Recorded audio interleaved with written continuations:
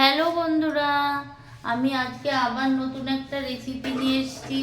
কড়াই উঠিয়ে দিয়েছি। এতে আছে ছোলার শাক, 300 গ্রাম ছোলার শাক আর 200 মতো পালং শাক। মাছের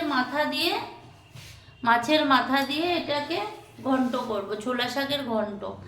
কড়াইটা আমার দেওয়া হয়েছে, কড়াইটা দেখি গরম হোক, এর ভিতরে দিয়ে দেব।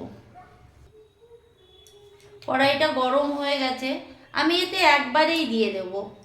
হ্যাঁ, একবারে মানে এতে একবারে জিরা দিয়ে তারপরে মাছগুলো ভেজে নেব।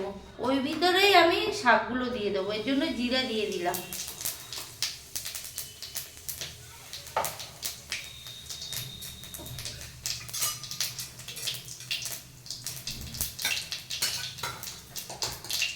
মাছগুলো দিয়ে দিচ্ছি।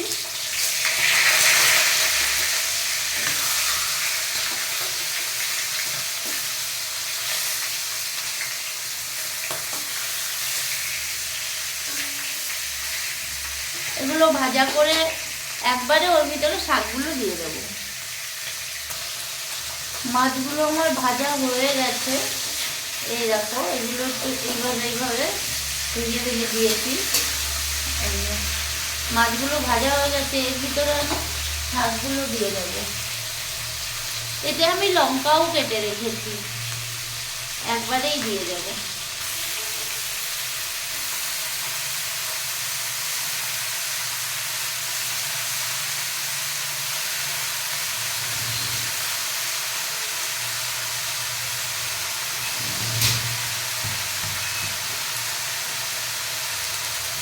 এর ভিতরে আমি লবণ হলুদগুলো দিয়ে দেবো, তারপরে ঢেকে ঢেকে রান্না করবো আস্তে আস্তে।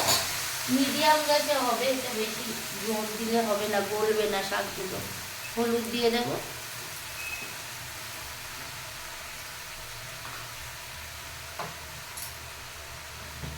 এতে অন্য কোনো মশলা যাবে না। আর এই যে লবণ দিয়ে দেব। মনে হচ্ছে এত শাক একদম কমে যাবে। এগুলো নেড়ে চেড়ে আমি এখন ঢেকে দেব। আর এর থেকে যা জল গলবে, এই জলেই শাকটা সিদ্ধ হয়ে যাবে। এবার আমি ঢেকে দেব।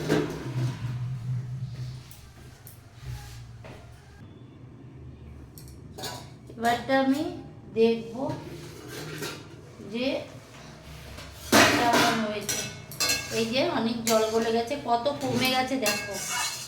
হ্যাঁ, কত কমে গেছে, এই জলেই এটা হয়ে যাবে। এটাকে আমি আবার ঢেকে দেব।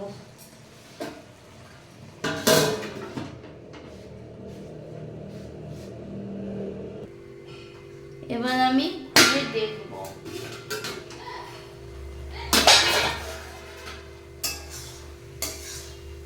দেখো কতটুকু হয়ে গেল, দেখো। একটু ভাজা ভাজা হবে, জল শুকাবে, তারপরে না এর ভিতরে আমি এক চামচ চালের গুঁড়ো দেব। চালের গুঁড়ো একটু জল দিয়ে গুলিয়ে ওর ভিতরে দিয়ে দেব। এরকম তাহলে কি হয়, একটু গাঢ় গাঢ় হয়, ভালো লাগে।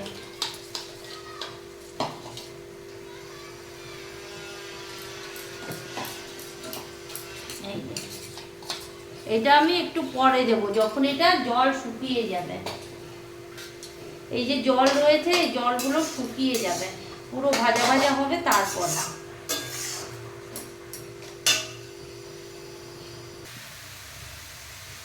এবার আমার এটা হয়ে গেছে।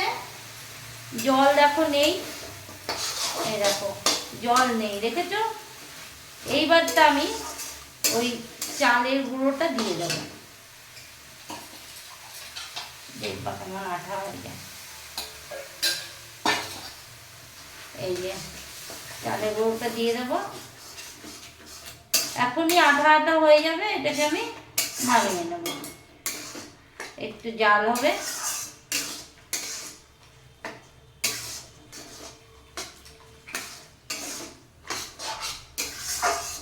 রান্নাগুলো তোমাদের কেমন লাগছে একটু জানাবে আমাকে।